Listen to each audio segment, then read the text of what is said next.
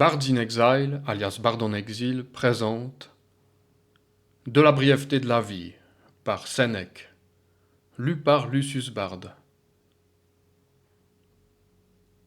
1. La plupart des mortels se plaignent de l'injuste rigueur de la nature, de ce que nous naissons pour une vie si courte, de ce que la mesure du temps qui nous est donnée fuit avec tant de vitesse, tarie de rapidité, qu'à l'exception d'un très petit nombre, la vie délaisse le reste des hommes au moment où ils s'apprêtaient à vivre. Cette disgrâce commune, à ce qu'on pense, n'a point fait gémir la foule seulement et le vulgaire insensé, même à d'illustres personnages ce sentiment a arraché des plaintes. De là cette exclamation du prince de la médecine, « La vie est courte, l'art est long ». De là, prenant à partie la nature, Aristote lui intente un procès peu digne d'un sage. Il la blâme d'avoir, dans son indulgence, accordé aux animaux 5 ou 10 siècles d'existence, tandis que pour l'homme, appelé à des destinées si variées et si hautes, le terme de la vie est incomparablement plus court.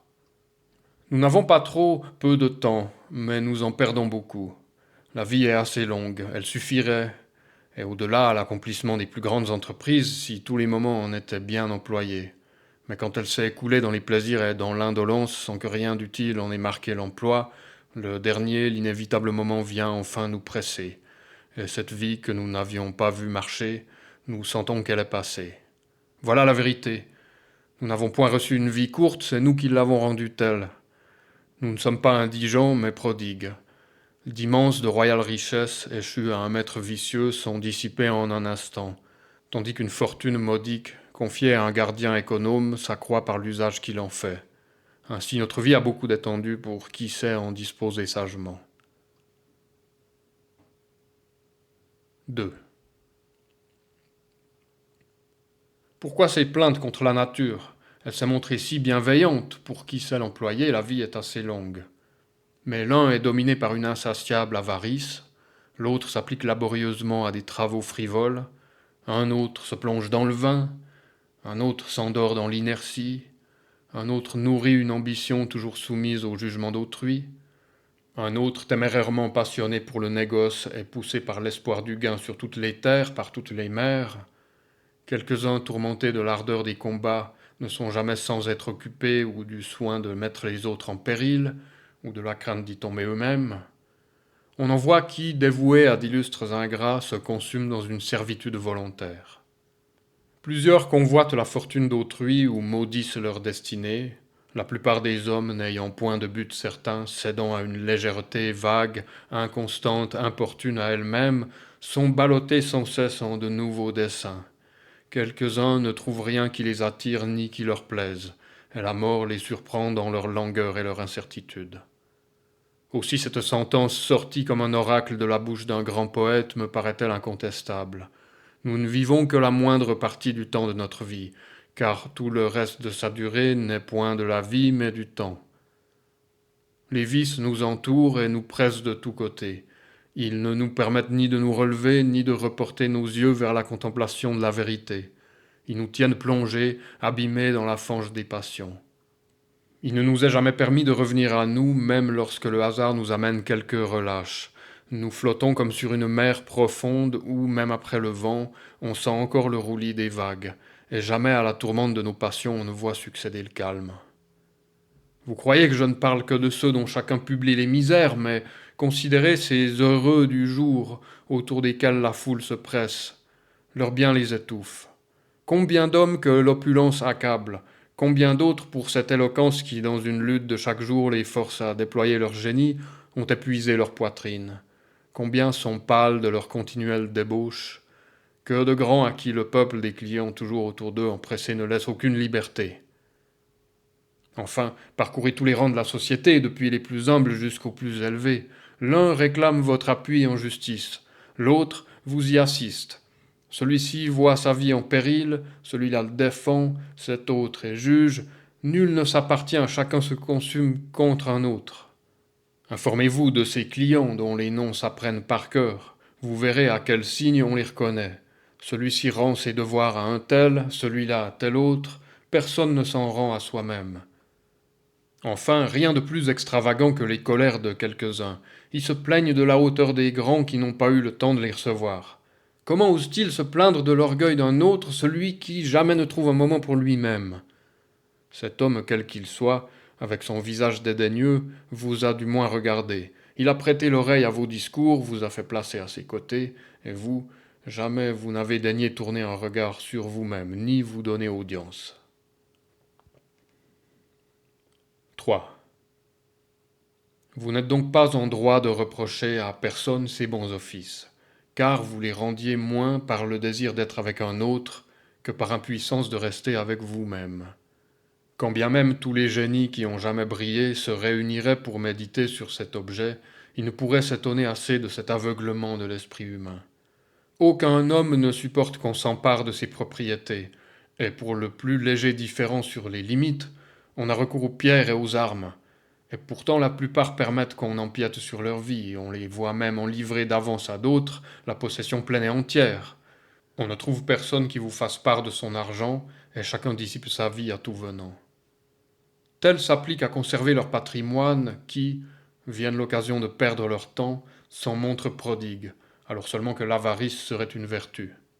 Je m'adresserai volontiers ici à quelque homme de la foule des vieillards. Tu es arrivé, je le vois, au terme le plus reculé de la vie humaine. Tu as 100 ans ou plus sur la tête. Eh bien, calcule l'emploi de ton temps. Dis-nous, combien t'en ont enlevé un créancier, une maîtresse, un accusé, un client? Combien tes querelles avec ta femme, la correction de tes esclaves, tes démarches officieuses dans la ville? Ajoute les maladies que nos excès ont faites. Ajoute le temps qui s'est perdu dans l'inaction, et tu verras que tu as beaucoup moins d'années que tu n'en comptes. Rappelle-toi combien de fois tu as persisté dans un projet, combien de jours ont eu l'emploi que tu leur destinais, quels avantages tu as retirés de toi-même, quand ton visage a été calme et ton cœur intrépide. Quels travaux utiles ont rempli une si longue suite d'années? Combien d'hommes ont mis ta vie au pillage, sans que tu ne sentisses le prix de ce que tu perdais? Combien de temps t'ont dérobé des chagrins sans objet, des joies insensées, l'âpre convoitise, les charmes de la conversation? Vois alors combien peu il t'est resté de ce temps qui t'appartenait, et tu reconnaîtras que ta mort est prématurée. Quelle en est donc la cause? Mortel, vous vivez comme si vous deviez toujours vivre. Il ne vous souvient jamais de la fragilité de votre existence. Vous ne remarquez pas combien de temps a déjà passé, et vous le perdez comme s'il coulait d'une source intarissable, tandis que ce jour, que vous donnez à un tiers ou à quelque affaire, est peut-être le dernier de vos jours. Vos craintes sont de mortels, mais à vos désirs on vous dirait immortels. La plupart des hommes disent à 50 ans, j'irai vivre dans la retraite. À 60 ans, je renoncerai aux emplois. Et qui vous a donné caution d'une vie plus longue? Qui permettra que tout se passe comme vous l'arrangez? N'avez-vous pas honte de ne vous réserver que les restes de votre vie, et de destiner à la culture de votre esprit le seul temps qui n'est plus bon à rien? N'est-il pas trop tard de commencer à vivre lorsqu'il faut sortir de la vie?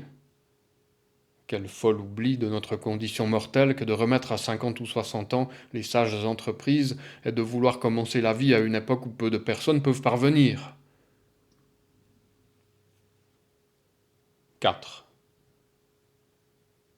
Entendez les paroles qui échappent aux hommes les plus puissants, les plus élevés en dignité. Ils désirent le repos, ils vantent ses douceurs, ils le mettent au-dessus de tous les autres biens dont ils jouissent. Ils n'aspirent qu'à descendre du faîte des grandeurs, pourvu qu'ils puissent le faire sans danger.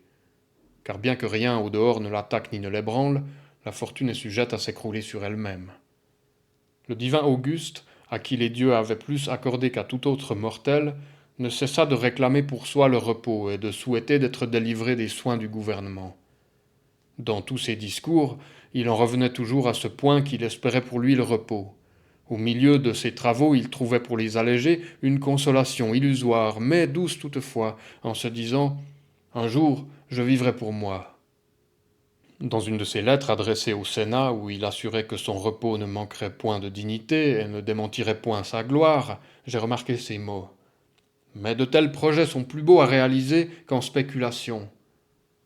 Cependant mon impatience de voir arriver un moment si passionnément désiré me procure du moins cet avantage que, puisque ce bien se fait encore attendre, j'en goûte d'avance les douceurs par le seul plaisir d'en parler.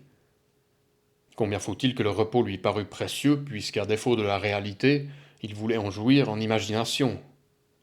Celui qui voyait tout soumis à son unique volonté, qui tenait en ses mains les destinées des hommes et des nations, envisageait avec joie le jour où il pourrait se dépouiller de toute sa grandeur. L'expérience lui avait prouvé combien ces biens dont l'éclat remplissait toute la terre coûtaient de sueur, et combien y cachaient d'inquiétudes secrètes. Forcé de combattre à main armée d'abord ses concitoyens, ensuite ses collègues, enfin ses parents, il versa des flots de sang sur terre et sur mer. Entraîné par la guerre en Macédoine, en Sicile, en Égypte, en Syrie et en Asie, et presque sur tous les rivages, il dirigea contre les étrangers du dehors ses armées lassées de massacrer des Romains. Tandis qu'il pacifie les Alpes, et dompte des ennemis incorporés à l'Empire dont il troublait la paix, tandis qu'il en recule les limites au-delà du Rhin, de l'Euphrate et du Danube, dans Rome même les poignards des Murena, des Scipions, des Lépides et des Egnatius s'aiguisaient contre lui. À peine est-il échappé à leurs embûches que sa fille, étant de jeunes patriciens liés par l'adultère comme par un serment solennel, épouvante sa vieillesse fatiguée, et lui font craindre pire qu'une nouvelle Cléopâtre avec un autre Antoine. Avait-il amputé ses plaies avec les membres mêmes, d'autres renaissaient à l'instant. Ainsi, dans un corps trop chargé de sang, toujours quelque épanchement s'opère. Auguste désirait donc le repos. Dans cet espoir, dans cette pensée, il trouvait l'allègement de ses travaux. Tel était le vœu de celui qui pouvait combler les vœux de tout l'univers. 5. Monsieur Cicéron, qui fut ballotté entre les Catilina et les Claudius, les Pompée et les Crassus, les uns ses ennemis déclarés, les autres ses amis douteux, qui, battu de l'orage avec la République, la retint quelque temps sur le bord de l'abîme où il fut enfin précipité avec elle, qui, inquiet dans la bonne fortune, fut sans courage dans l'adversité, combien de fois ne maudit-il pas son consulat qu'il avait loué non sans sujet, mais sans mesure? Quelle lamentation ne fait-il pas entendre dans une lettre adressée à Atticus au moment où, après la défaite de son père, le jeune Pompée cherchait à relever en Espagne son parti abattu? Vous me demandez, dit-il, ce que je fais ici. Je vis à moitié libre, dans une maison de Tusculum. Puis, entrant dans d'autres détails, il déplore le passé, se plaint du présent et désespère de l'avenir. Cicéron se disait à moitié libre. Jamais certainement le sage ne prendra un nom si humiliant. Jamais il ne sera à moitié libre. Toujours il jouira d'une liberté pleine et entière, affranchie de tout lien, ne dépendant que de lui, supérieur à tous les autres. Car qui pourrait être au-dessus de celui qui est supérieur à la fortune? 6. Livius Drusus, homme âpre et violent, qui par des lois nouvelles réveilla les séditions des Gracques, entouré d'une immense multitude venue de toute l'Italie, hors d'état de prévoir l'issue d'une lutte qui ne pouvait ni terminer ni abandonner, après l'avoir engagée, maudissait, dit-on, cette vie de tout temps agitée, et disait que lui seul, même dans son enfance, n'avait jamais eu de congé. En effet, encore sous la garde d'un tuteur et revêtu de la robe prétexte, il osa recommander les accusés aux juges et interposer son crédit dans le barreau avec tant d'efficacité que plus d'un arrêt fut notoirement imposé par lui aux magistrats. Jusqu'où ne devait point se porter une ambition si prématurée, et déjà on pouvait savoir les malheurs publics et privés que devait entraîner une audace si précoce. C'est donc trop tard qu'il se plaignait de n'avoir pas eu de congé, lui, dès son enfance, un séditieux, un tyran du barreau. Se donna-t-il la mort? On ne le saurait dire. Il fut tout à coup renversé d'une blessure reçue dans l'aine. Quelques-uns doutèrent que sa mort eût été volontaire. Tout le monde convint qu'elle venait fort à propos. Il serait superflu de rappeler l'exemple de beaucoup d'hommes qui, jouissant en apparence de la plus grande félicité, ont rendu d'eux-mêmes un témoignage sincère, en mettant à découvert toute leur vie passée. Mais leurs plaintes n'ont changé ni les autres ni eux-mêmes. Et à peine ces paroles sorties de leur bouche, leur passion les faisait retomber dans les mêmes habitudes. Oui, certes, quand bien même votre vie irait au-delà de 1000 ans, elle peut se renfermer en un très petit espace. Vos vices dévoreront des siècles. Cet espace qu'en dépit de la rapidité de la nature, la raison pourrait étendre, doit nécessairement bientôt vous échapper, car vous ne saisissez pas, vous ne retenez pas, vous ne retardez pas dans sa course la chose du monde la plus fugitive. Vous la laissez s'éloigner comme une chose superflue et facile à recouvrer. 7. Je mets en tête de cette catégorie ceux qui n'ont d'autre passe-temps que l'ivrognerie et la débauche, car il n'en est point qui soient plus honteusement occupés. Les autres hommes sont séduits par les illusions d'une fausse gloire, et leurs égarements ne sont pas sans excuse. Joignez-y, j'y consens, les avares, les hommes colères, ceux qui se livrent à des inimitiés ou à des guerres injustes. Eux, au moins, commettent des fautes plus convenables à des hommes. Mais ceux qui se plongent dans l'intempérance et dans la débauche se dégradent entièrement. Examinez l'emploi que ces gens-là font de tout leur temps. Observez combien ils en perdent à compter leur argent, à tendre des embûches, à s'inquiéter, combien à rendre ou à recevoir des dommages obséquieux, combien à obtenir pour eux ou à offrir pour un tiers des cautions en justice, combien à défendre leur cause ou celle d'autrui, combien à donner des repas qui maintenant sont des devoirs, et vous verrez que leurs maux ou leurs biens ne leur donnent pas le temps de respirer. Enfin, tout le monde convient qu'un homme trop occupé ne peut rien faire de bien. Il ne peut cultiver ni l'éloquence ni les arts libéraux. Un esprit tiraillé, distrait, n'approfondit rien. Il rejette tout comme si on l'eût fait entrer de force. L'homme occupé ne songe à rien moins qu'à vivre. Cependant, aucune science n'est plus difficile que celle de la vie. Des maîtres en toute autre science se trouvent partout et en grand nombre. On a vu même des enfants en posséder si bien quelques-unes qu'ils auraient pu les professer. Mais l'art de vivre, il faut toute la vie pour l'apprendre. Et ce qui vous surprendra peut-être davantage, toute la vie, il faut apprendre à mourir. Bien des grands hommes se sont affranchis de tout soin, ont renoncé aux richesses, aux emplois, aux plaisirs, pour ne s'occuper jusqu'au terme de leur carrière que de savoir vivre. Cependant, presque tous ont avoué, en quittant la vie, qu'ils n'avaient pu acquérir cette science. Comment, à plus forte raison, les hommes dont nous parlons l'auraient-ils apprise? Il appartient, croyez-moi, à un grand homme élevé au-dessus des erreurs humaines de ne se point laisser dérober la plus petite partie de son temps, car celui-là a joui d'une très longue vie qui a su n'employer qu'à vivre tout le temps de sa durée. Il n'en a rien laissé d'oiseux ni de stérile. Il n'en a rien mis à la disposition d'un autre. Il n'a rien trouvé qui fût digne d'être échangé contre son temps, dont il est le gardien économe. Aussi la vie a-t-elle été suffisante pour lui, mais nécessairement doit-elle manquer à ceux qui la laissent gaspiller par tout le monde. Et ne croyez pas qu'ils soient sans s'apercevoir de ce qu'ils perdent. Vous entendrez souvent la plupart de ceux qu'une grande prospérité accable, au milieu de la foule de leurs clients, du conflit des procès et des autres honorables misères, s'écrier « Je n'ai pas le temps de vivre !» Pourquoi donc? Parce que tous ceux qui vous attirent à eux vous enlèvent à vous-même.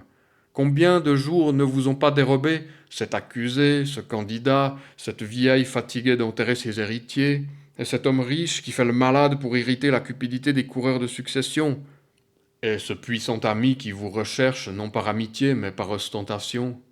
Supputez, dis-je, un à un, et passez en revue tous les jours de votre vie, et vous verrez qu'il n'en est resté pour vous qu'un très petit nombre, et de ceux qui n'en valent pas la peine d'en parler. Celui-ci, qui vient d'obtenir les faisceaux qu'il avait désirés avec ardeur, n'aspire qu'à les déposer, et dit souvent « Quand cette année sera-t-elle passée ?» Cet autre, en donnant des jeux dont il remerciait le sort de lui avoir attribué la célébration, « Ah, dit-il, quand serai-je délivré de tout cet embarras ?» On s'arrache cet avocat dans tous les tribunaux. Il attire un si grand concours d'auditeurs que tous ne peuvent l'entendre. Et pourtant il s'écrie « Quand les fêtes viendront-elles suspendre les affaires ?»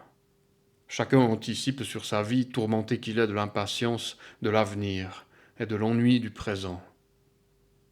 Mais celui qui n'emploie son temps que pour son propre usage, qui règle chacun de ses jours comme sa vie, ne désire ni ne craint le lendemain, car quelle heure pourrait lui apporter quelque nouveau plaisir?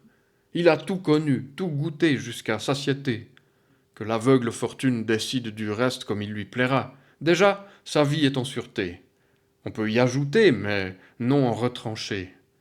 Et encore, si on y ajoute, c'est comme quand un homme dont l'estomac est rassasié, mais non rempli, prend encore quelques aliments. Il les mange sans appétit. Ce n'est donc pas à ses rides et à ses cheveux blancs qu'il faut croire qu'un homme a longtemps vécu. Il n'a pas longtemps vécu, il est longtemps resté sur terre. Quoi donc, pensez-vous qu'un homme a beaucoup navigué lorsque, surpris dès le port par une tempête cruelle, il a été çà et là ballotté par les vagues, et qu'en butte à des vents déchaînés en sens contraire, il a toujours tourné autour du même espace. Il n'a pas beaucoup navigué, il a juste été longtemps battu par la mer. 8. Je ne peux contenir ma surprise quand je vois certaines gens demander aux autres leur temps, et ceux à qui on le demande se montrer si complaisants. Les uns et les autres ne s'occupent que de l'affaire pour laquelle on a demandé le temps, mais le temps même, aucun n'y songe. On dirait que ce qu'on demande, ce qu'on accorde, n'est rien. On se joue de la chose la plus précieuse qui existe. Ce qui les trompe, c'est que le temps est une chose incorporelle, qui ne me frappe point les yeux. Voilà pourquoi on l'estime à si bas prix, bien plus comme n'étant presque de nulle valeur. De nobles sénateurs reçoivent des pensions annuelles et donnent en échange leurs travaux, leurs services, leurs soins. Mais personne ne met à prix son temps. Chacun le prodigue comme s'il ne coûtait rien. Voyez les mêmes hommes quand ils sont malades. Si le danger de la mort les menace, ils embrassent les genoux des médecins. S'ils craignent le dernier supplice, ils sont prêts à tout sacrifier pourvu qu'ils vivent, tant il y a d'inconséquences dans leurs sentiments. Que si on pouvait leur faire connaître d'avance le nombre de leurs années à venir, comme celui de leurs années écoulées, quel serait l'effroi de ceux qui verraient qu'il ne leur en reste plus qu'un petit nombre, comme ils en deviendraient économes. Rien ne s'oppose à ce qu'on use d'un bien qui nous est assuré, quelque petit qu'il soit, mais on ne saurait ménager avec trop de soin le bien qui d'un moment à l'autre peut nous manquer. Toutefois, ne croyez pas que les hommes dont nous parlons ignorent combien le temps est chose précieuse. Ils ont coutume de dire à ceux qu'ils aiment passionnément qu'ils sont prêts à leur sacrifier une partie de leurs années. Ils les donnent, en effet, mais de façon à se dépouiller eux-mêmes, sans profit pour les autres. C'est tout au plus s'ils savent qu'ils s'en dépouillent. Aussi, supportent-ils aisément cette perte dont ils ignorent l'importance. Personne ne vous restituera vos années, personne ne vous rendra à vous-même. La vie marchera comme elle a commencé, sans retourner sur ses pas ni suspendre son cours, et cela sans tumulte, sans que rien vous avertisse de sa rapidité. Elle s'écoulera d'une manière insensible. Ni l'ordre d'un monarque, ni la faveur du peuple ne pourront la prolonger. Elle suivra l'impulsion qu'elle a d'abord reçue. Elle ne se détournera, elle ne s'arrêtera nulle part. Qu'arrivera-t-il? Tandis que vous êtes occupé, la vie se hâte, la mort cependant arrivera, et bon gré mal gré, il faudra la recevoir. 9. Peut-il y avoir pour les hommes, je dis, ceux qui se piquent de prudence et qui sont le plus laborieusement occupés, de soins plus importants que d'améliorer leur existence? Ils arrangent leur vie aux dépens de leur vie même, ils s'occupent d'un avenir éloigné. Or, différer, c'est perdre une grande portion de la vie. Tout délai commence par nous dérober le jour actuel, il nous enlève le présent en nous promettant l'avenir. Ce qui nous empêche le plus de vivre, c'est l'attente qui se fie au lendemain. Vous perdez le jour présent. Ce qui est encore dans les mains de la fortune, vous en disposez. Ce qui est dans les vôtres, vous le laissez échapper. Quel est donc votre but? Jusqu'où s'étendent vos espérances? Tout ce qui est dans l'avenir est incertain. Alors vivez dès à cette heure. C'est ce que vous crie le plus grand des poètes. Et comme dans une inspiration divine, il vous adresse cette salutaire maxime. Le jour le plus précieux pour les malheureux mortels est celui qui s'enfuit le premier. Pourquoi temporiser, dit-il? Que tardez-vous? Si vous ne saisissez ce jour, il s'envole, et même quand vous le tiendriez, il vous échappera. Il faut donc combattre la rapidité du temps par votre promptitude à en user. C'est un torrent rapide qui ne doit pas couler toujours. Hâtez-vous d'y puiser. Admirez comment, pour vous reprocher vos pensées infinies, le poète ne dit point la vie la plus précieuse, mais le jour le plus précieux. Arrière, en présence du temps qui fuit si rapidement, cette sécurité, cette indolence et cette manie d'embrasser au gré de notre avidité une longue suite de mois et d'années. Le poète ne vous parle que d'un jour et d'un jour qui fuit. Il ne faut donc pas en douter. Le jour le plus précieux est celui qui, le premier, échappe aux mortels malheureux, c'est-à-dire occupé, et qui, enfant encore même dans la vieillesse, y arrive sans préparation et désarmé. En effet, ils n'ont rien prévu, ils sont tombés dans la vieillesse subitement sans s'y attendre, ils ne la voient point chaque jour plus proche. Un récit, une lecture ou la distraction intérieure de leurs pensées trompent les voyageurs sur la longueur du chemin, et ils s'aperçoivent qu'ils sont arrivés avant d'avoir songé qu'ils approchaient. Il en est ainsi du chemin continuel et rapide de la vie. Dans la veille comme dans le sommeil, nous le parcourons d'un pas égal, et occupés que nous sommes, nous ne nous en apercevons qu'à son terme. 10. Ces propositions, si je voulais les soumettre à des divisions, à une argumentation en forme, me fourniraient sans preuve pour établir que la vie des hommes occupés est infiniment courte. Fabianus, non pas un de ces philosophes de l'école, mais un vrai sage à la manière antique, avait coutume de dire « C'est à force ouverte, et non par des subtilités, qu'il faut combattre contre nos passions. Pour repousser une telle milice, je n'approuve point les petites attaques, mais une charge impétueuse. Ce n'est pas assez de déjouer leurs stratagèmes, il faut les confondre. Cependant, en reprochant aux hommes leurs erreurs, on doit les éclairer, et ne pas se borner à les plaindre. La vie se divise en 3 temps, le présent, le passé et l'avenir. Le présent est court, l'avenir incertain, le passé seul est assuré, car sur lui la fortune a perdu ses droits, et il n'est au pouvoir de personne d'en disposer de nouveau. Les hommes occupés d'affaires n'en tirent aucun parti, car ils n'ont pas le loisir de porter un regard en arrière, et quand bien même ils l'auraient, des souvenirs mêlés de regrets ne leur sont point agréables. C'est malgré eux qui se rappellent le temps mal employé. Ils n'osent se retracer des vices dont la laideur s'effaçait devant la séduction du plaisir présent, mais qui, au souvenir, se montrent à découvert. Nul homme ne se reporte volontiers dans le passé, si ce n'est celui qui a toujours soumis ses actions à la censure de sa conscience, qui jamais ne s'égare. Mais celui qui fut dévoré d'ambition, celui qui se montrait insolemment dédaigneux, qui abusa sans mesure de la victoire, celui qui fut un fourbe, un déprédateur avare, un dissipateur insensé, doit nécessairement craindre ses souvenirs. Et cependant, cette portion de notre vie est sacrée, irrévocable. Elle se trouve hors de la puissance des événements humains et affranchie de l'empire de la fortune. Ni la pauvreté, ni la crainte, ni l'attente des maladies ne peuvent la troubler. Elle ne saurait être ni agitée ni ravie. Nous en jouirons à jamais et à l'abri des alarmes. C'est seulement l'un après l'autre que chaque jour devient présent, et encore n'est-ce que par instants qui se succèdent. Mais tous les instants du passé se représenteront à vous, quand vous leur donnerez. Vous pourrez à votre gré les passer en revue, les retenir. C'est ce que les hommes occupés n'ont pas le loisir de faire. Une âme paisible et calme est toujours à même de revenir sur toutes les époques de sa vie, mais l'esprit des hommes affairés est sous le joug. Ils ne peuvent se détourner ni reporter leur regard en arrière. Leur vie s'est engloutie dans un abîme, et comme un liquide, quelque abondamment que vous le versiez, se perd si un vase ne le reçoit et ne le conserve. De même que sert le temps, quelque long qu'il vous soit donné, s'il n'est aucun fond qui ne le contienne. Il s'évapore au travers de ces âmes sans consistance et percé à jour. Le présent est très court, si court que quelques hommes ont nié son existence. En effet, il est toujours en marche, il vole et se précipite. Il a cessé d'être avant d'être arrivé. Il ne s'arrête pas plus que le monde ou les astres, dont la révolution est éternelle, et qui ne restent jamais dans la même position. Le présent seul appartient donc aux hommes occupés. Il est si court qu'on ne peut le saisir, et cependant qu'ils sont tiraillés, distraits par 1000 affaires, ce temps même leur échappe. 11. Enfin, voulez-vous savoir combien leur vie est courte? Voyez combien ils désirent de la prolonger. Des vieillards décrépits demandent à main jointe quelques années de plus.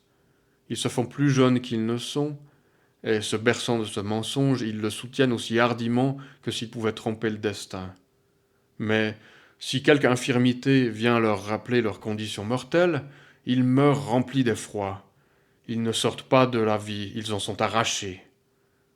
Ils s'écrient qu'ils ont été insensés de n'avoir point vécu, que seulement ils réchappent de cette maladie, comme ils vivront dans le repos. Alors, reconnaissant la vanité de leurs efforts pour se procurer des biens dont ils ne devaient pas jouir, ils voient combien tous leurs travaux furent impuissants et stériles. Mais pour celui qui l'a passé loin de toute affaire, combien la vie n'est-elle pas longue? Rien n'en est sacrifié, ni prodigué à l'un et à l'autre. Rien n'en est livré à la fortune, perdu par négligence, retranché par prodigalité. Rien n'en demeure superflu. Tous ces moments sont, pour ainsi dire, placés à intérêt. Quelque courte qu'elle soit, elle est plus que suffisante. Et aussi, lorsque le dernier jour arrivera, le sage n'hésitera pas à marcher vers la mort d'un pas assuré. 12. Vous me demanderez peut-être quels sont les hommes que j'appelle occupés. Ce nom, ne croyez pas que je le donne seulement à ceux qui ne sortent des tribunaux que lorsque les chiens viennent les en chasser, ni à ceux que vous voyez honorablement étouffés par la multitude de leurs courtisans, ou foulés avec mépris par les clients des autres, ni à ceux que d'obséquieux devoirs arrachent de leur maison pour aller se presser à la porte des grands, ni ceux à qui la baguette du prêteur adjuge un profit infâme et qui sera pour eux quelque jour comme un chancre dévorant.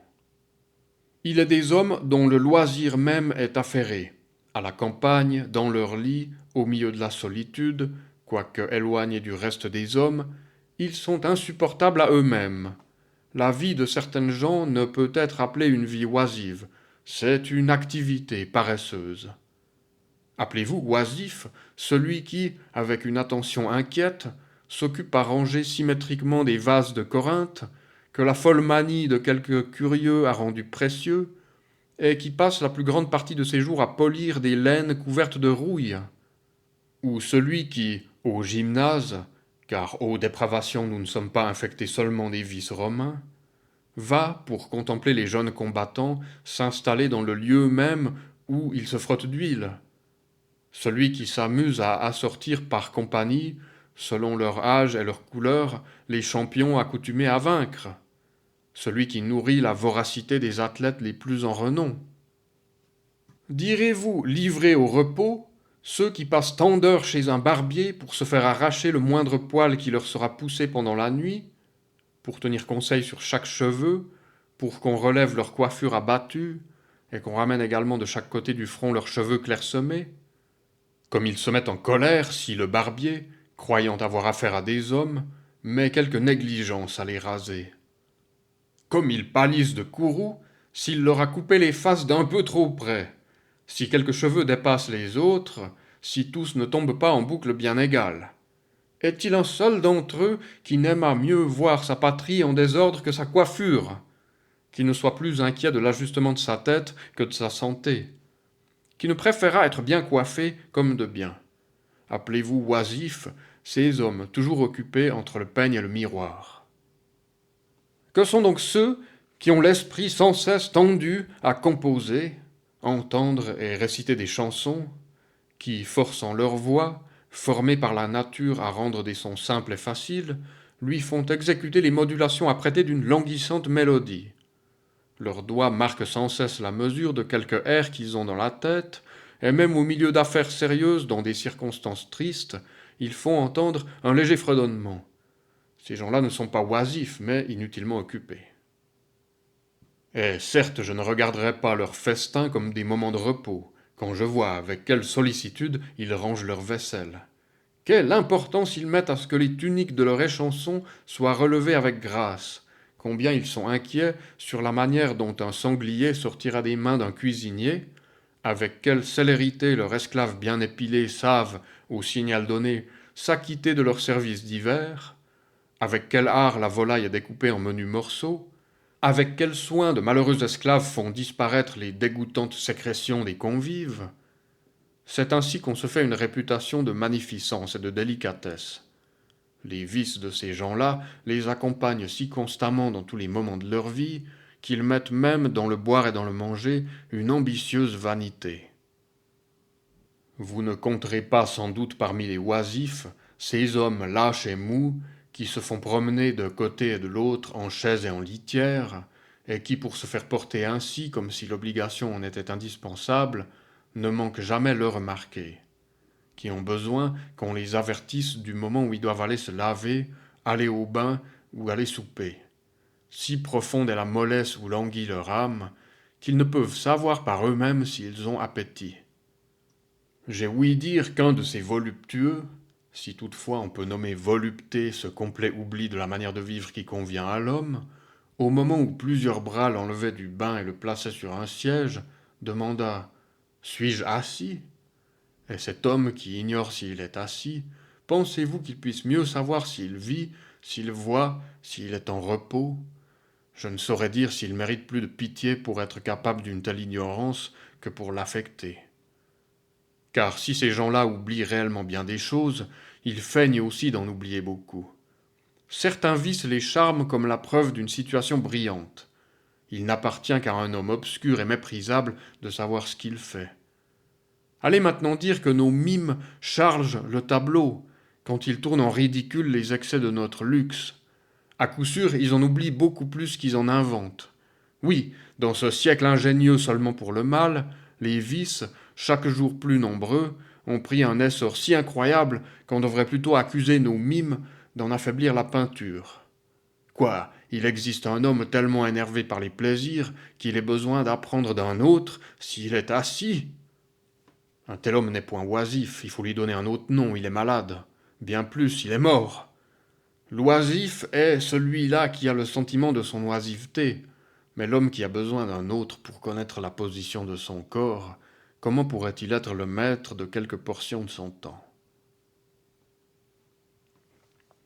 13. Il serait trop long de parler de ceux qui ont passé toute leur vie à jouer aux échecs, à la paume ou à exposer leur corps aux ardeurs d'un soleil brûlant. Ils ne sont point oisifs, ceux à qui les plaisirs donnent beaucoup d'affaires. Personne ne doute que ceux qui s'appliquent à d'inutiles études littéraires ne se donnent beaucoup de peine pour ne rien faire. Le nombre n'est déjà assez grand chez nous autres Romains. C'était la maladie des Grecs de chercher quel était le nombre des rameurs d'Ulysse. Si l'Iliade fut écrite avant l'Odyssée, si ces deux poèmes étaient du même auteur, et d'autres questions de cette importance qui, à les garder pour vous, ne peuvent vous procurer aucune satisfaction inférieure, et que vous ne sauriez communiquer aux autres sans leur paraître non pas plus savants mais plus ennuyeux. Ainsi ne voilà-t-il pas les Romains possédés de cette étrange manie d'acquérir de vaines connaissances? J'ai entendu ces jours derniers un certain philosophe rapporter ce que chacun des généraux romains avait fait le premier. Dulius avait, le premier, vaincu sur mer, et le premier, Curius Dentatus, montré des éléphants dans son triomphe. Encore que ces connaissances ne mènent pas à la vraie gloire, elles tendent du moins à nous faire connaître par des exemples les exploits de nos concitoyens. Une telle science n'est guère profitable. Néanmoins, en dépit de sa futilité, elle a dans son objet quelque chose de spécieux. Apprenons d'ailleurs à ceux qui aiment ces sortes de recherches quel fut le premier qui engagea les Romains à monter sur un vaisseau.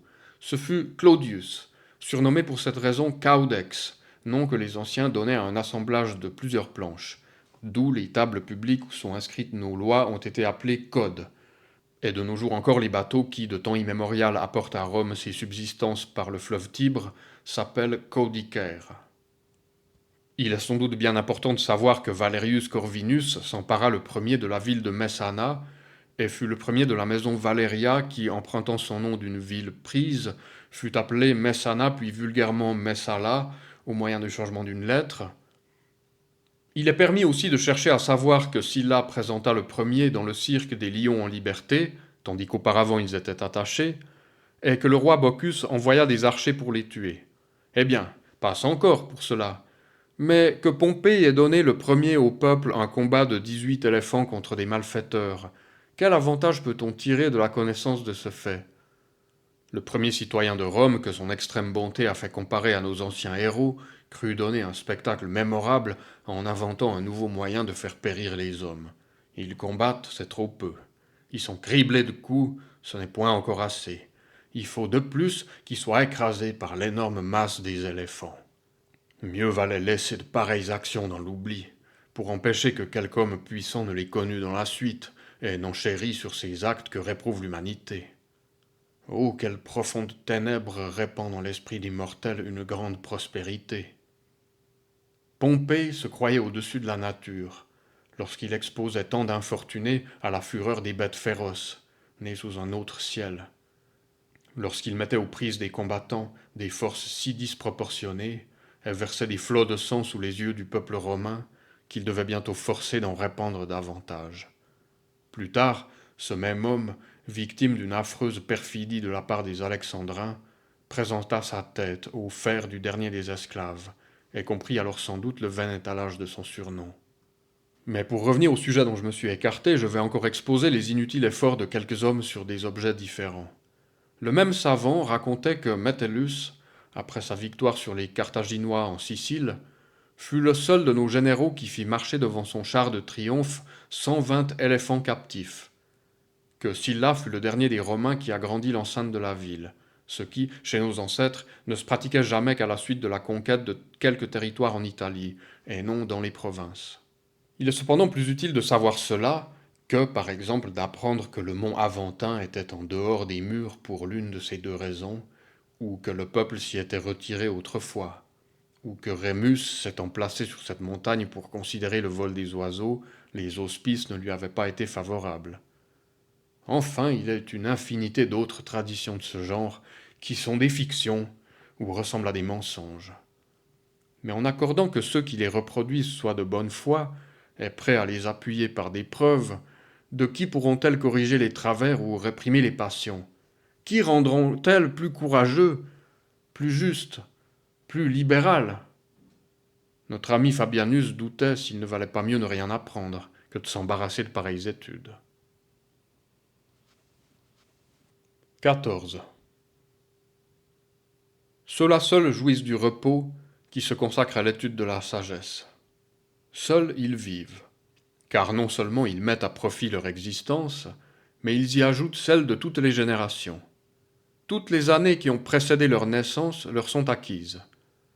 À moins d'être tout à fait ingrats, nous ne pouvons nier que les illustres fondateurs de ces opinions sublimes ne soient nés pour nous, et ne nous aient préparé la vie.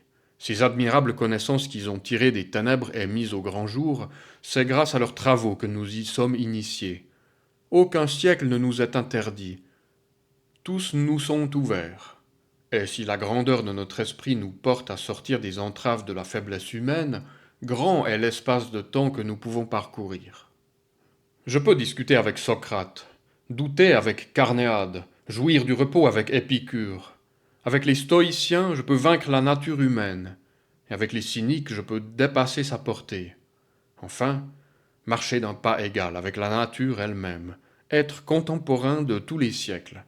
Pourquoi, de cet intervalle de temps si court, si incertain, ne m'élancerais-je pas vers ces espaces immenses éternels qui me mettraient en communauté avec les meilleurs des hommes? Les insensés, qui sans cesse en démarche pour rendre de vains devoirs, tourmentant pour eux et pour les autres, se seront livrés tout à leur aise à leur manie, auront été frappés chaque jour à toutes les portes, n'auront passé outre devant aucune de celles qu'ils auront trouvées ouvertes, et auront colporté dans toutes les maisons leurs hommages intéressés. Combien de personnes auront-ils pu voir dans cette ville immense et agitée de tant de passions diverses? Combien de grands, dont le sommeil, les débauches ou la dureté, les auront éconduits? Combien, après les ennuis d'une longue attente, leur échapperont en feignant une affaire pressante? Combien d'autres, évitant de paraître dans le vestibule rempli de clients, s'échapperont par quelque issue secrète, comme s'il n'était pas plus dur de tromper que de refuser sa porte? Combien, à moitié endormis et la tête encore lourde des excès de la veille, entr'ouvriront à peine les lèvres pour balbutier, avec un bâillement dédaigneux, gueux, le nom 1000 fois annoncé de ces infortunés, qui ont hâté leur réveil pour attendre celui des autres. Ceux-là, nous pouvons le dire, s'attachent à leur véritable devoir, qui tous les jours ont avec les Zénon, les Pythagore, les Démocrite, les Aristote, les Théophrastes et les autres percepteurs de la morale et de la science des relations intimes et familières. Aucun de ces sages qui n'ait le loisir de les recevoir, aucun qui ne renvoie ceux qui sont venus à lui, plus heureux et plus affectionnés à sa personne, aucun qui souffre que vous ne sortiez de chez lui les mains vides. Nuit et jour leur accès est ouvert à tous les mortels. 15. Nul d'entre eux ne vous forcera de mourir, Tous vous apprendront à quitter la vie. Aucun ne vous fera perdre vos années, chacun y ajoutera les siennes. Nul ne vous compromettra par ses discours, nul n'exposera vos jours par son amitié et ne vous fera chèrement acheter sa faveur. Vous retirerez d'eux tout ce que vous voudrez, et il ne tiendra pas à eux que, plus vous aurez puisé à cette source abondante, plus vous y puiserez de nouveau. Quelle félicité, quelles belles vieillesses sont réservées à celui qui s'est mis sous leur patronage.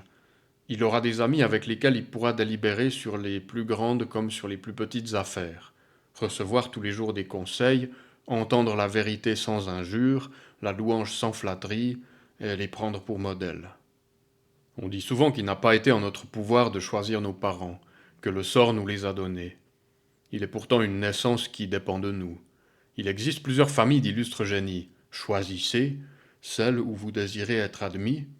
Vous y serez adopté, non seulement pour en prendre le nom, mais les biens, et vous ne serez point tenu de les conserver en homme avare et sordide. Ils s'augmenteront au fur et à mesure que vous en ferez part à plus de monde.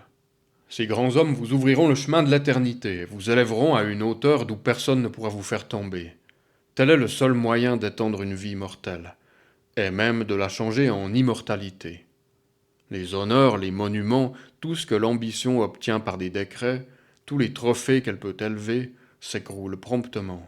Le temps ruine tout, et renverse en un moment ce qu'il a consacré. Mais la sagesse est au-dessus de ces atteintes. Aucun siècle ne pourra ni la détruire, ni l'altérer. L'âge suivant et ceux qui lui succéderont ne feront qu'ajouter à la vénération qu'elle inspire. Car l'envie s'attache à ce qui est proche, et plus volontiers on admire ce qui est éloigné. La vie du sage est donc très étendue. Elle n'est pas renfermée dans les bornes assignées au reste des mortels. Seul, il est affranchi des lois du genre humain. Tous les siècles lui sont soumis comme à Dieu. Le temps passé, il en reste maître par le souvenir.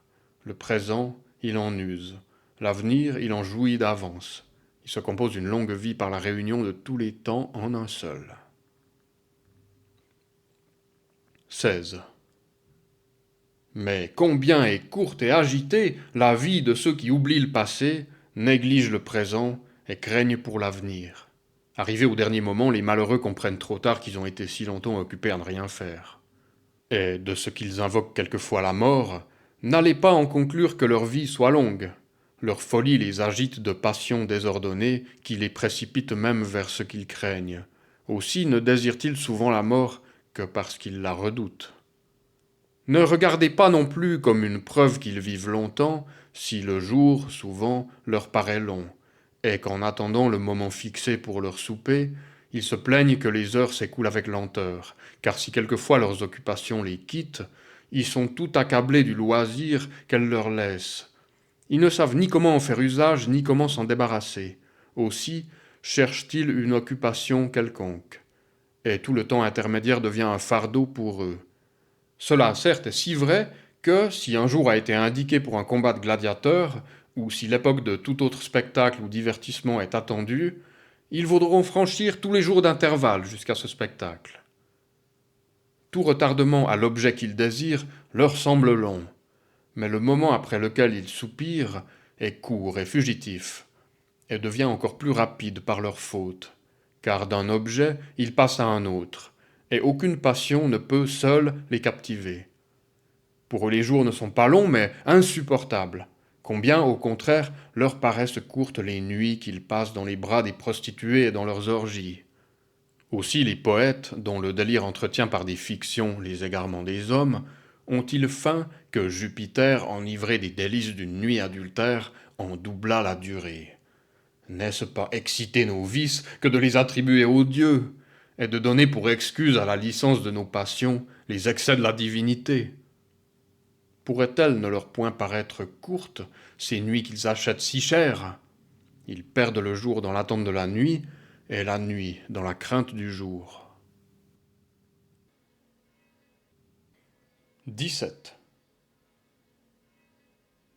Même leurs plaisirs sont agités, ils sont en proie à 1000 terreurs, et au sein de leur jouissance, cette pensée importune se présente à leur esprit. Combien de temps ce bonheur doit-il durer? Triste réflexion qui a souvent fait gémir sur leur puissance les rois, moins satisfaits de leur grandeur présente qu'effrayés de l'idée de son terme.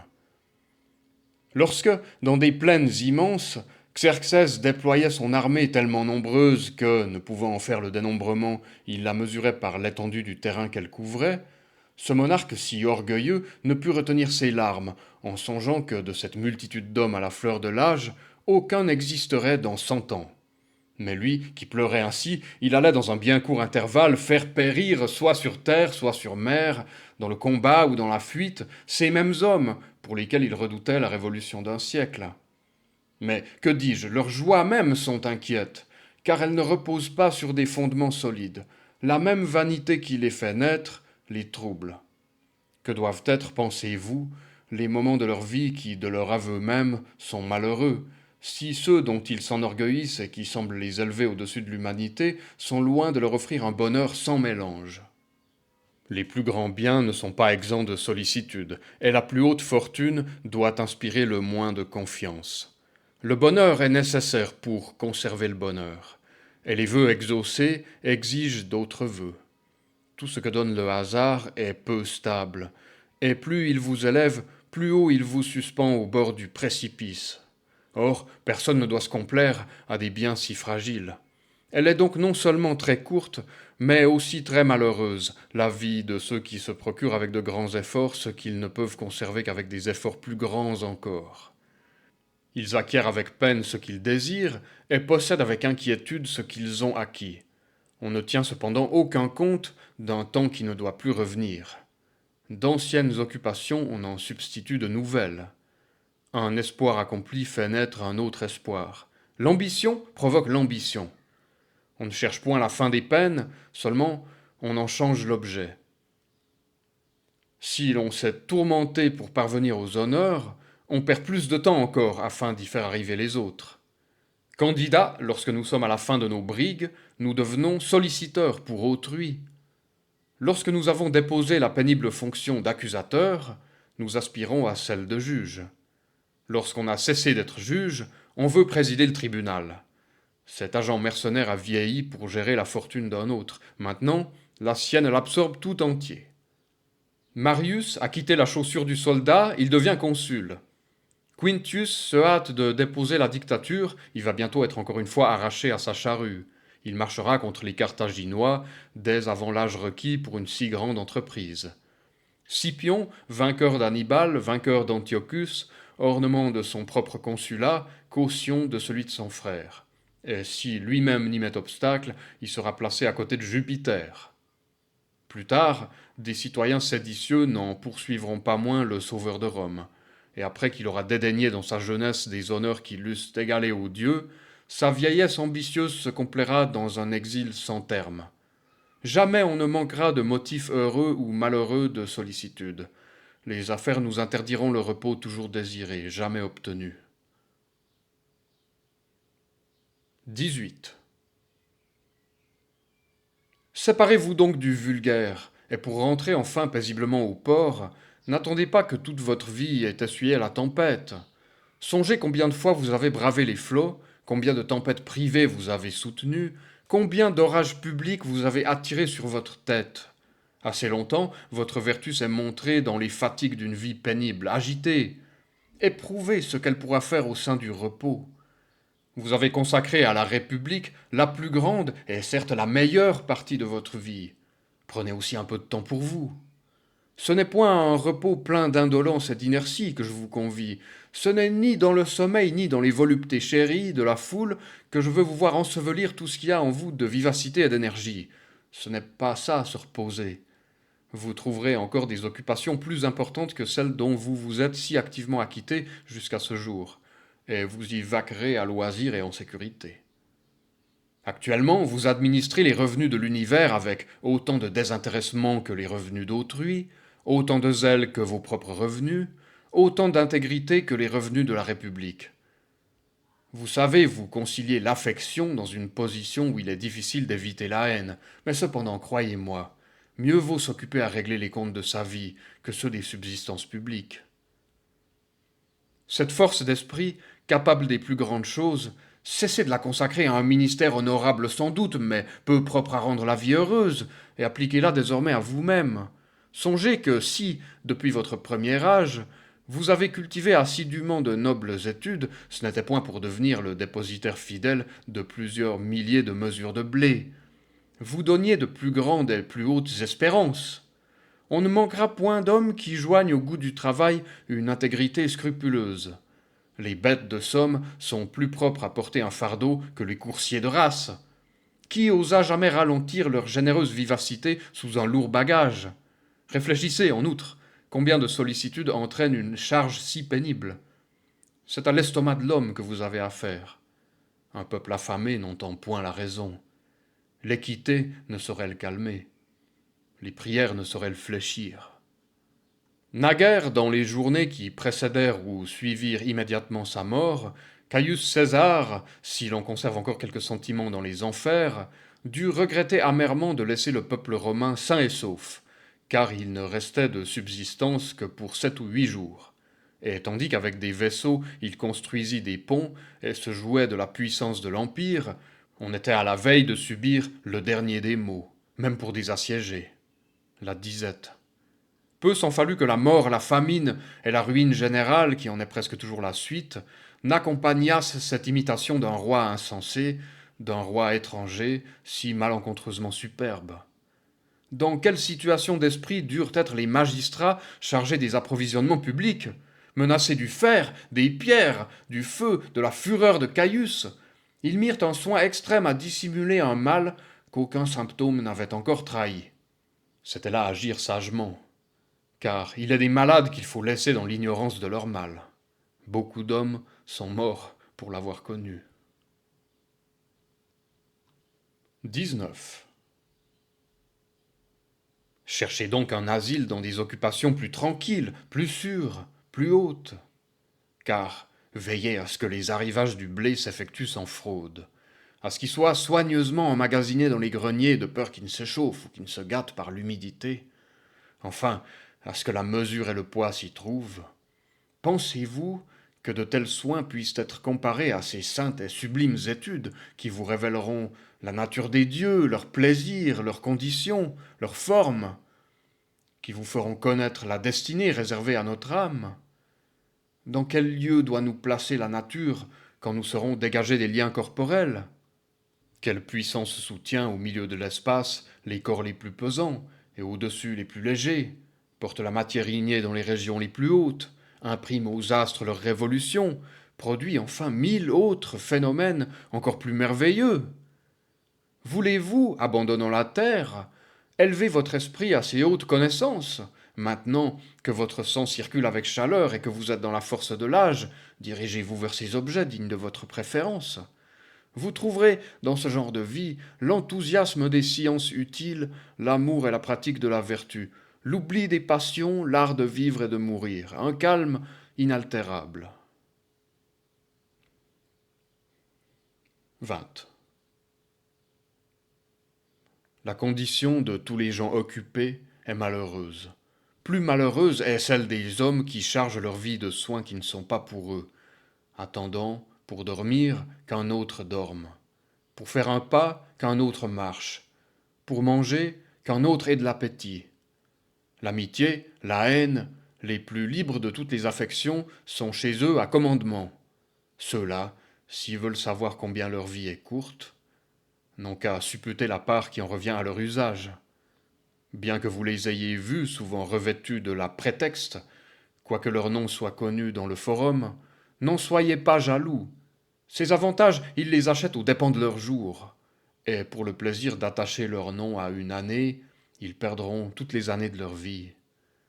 Quelques-uns prennent leur essor ambitieux vers les hauts emplois, et dans cette lutte, dès leurs premiers efforts, la mort vient moissonner leurs jeunes années. D'autres, après être parvenus, à force de bassesse, jusqu'au faîte des honneurs, ont été affligés par la triste pensée qu'ils n'avaient travaillé que pour faire graver un vain titre sur leur tombe. Il en est d'autres, enfin, dont la décrépitude, tout occupée des fraîches espérances qui ne conviennent qu'à la jeunesse, a succombé de faiblesse au milieu de leurs grands et malencontreux efforts. Honte à ce vieillard qui a rendu l'âme alors qu'il défendait de vils plaideurs et recherchait les applaudissements d'un auditoire ignorant. Honte à celui qui, plutôt lassé de vivre que de travailler, a succombé au milieu de ses occupations.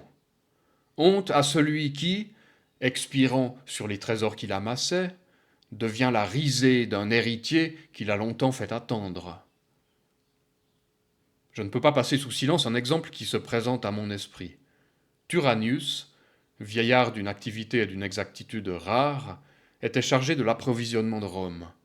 Ayant, à l'âge de 90 ans, reçu de Caius César, sans l'avoir offerte, la démission de sa charge, il se mit au lit, et ordonna à ses esclaves rassemblés autour de lui de le pleurer, comme s'il était mort.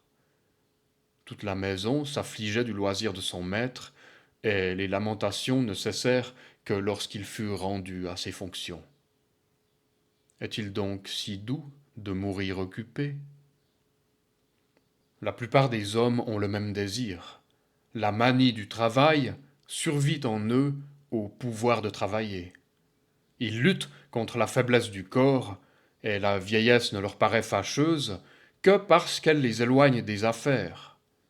La loi dispense à 50 ans de porter des armes et à 60 ans d'assister aux assemblées du Sénat. Les hommes ont plus de peine à obtenir le repos d'eux-mêmes que de la loi. Cependant, qu'ils sont entraînés et entraînent les autres, que l'un trouble la paix de l'autre, qu'ils se rendent réciproquement malheureux, la vie passe sans fruit, sans plaisir, sans aucun profit pour l'âme.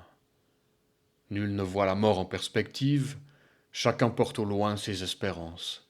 Quelques-uns même règlent, pour un temps où ils ne seront plus, la construction de vastes mausolées, la dédicace de monuments publics, les jeux qui se célébreront auprès de leur bûcher, enfin, tout l'attirail d'orgueilleux obsèques, de magnifiques pompes funèbres. Mais en vérité, les funérailles de ces gens-là devraient, comme s'ils avaient très peu vécu, se faire à la lueur des torches et des flambeaux. Vous venez d'écouter Sénèque de la brièveté de la vie, lu par Lucius Bard. Pour plus de livres audio et de reprises de musique folk de France, de Suisse et d'Europe, abonnez-vous à la chaîne Bards in Exile Folk Revival.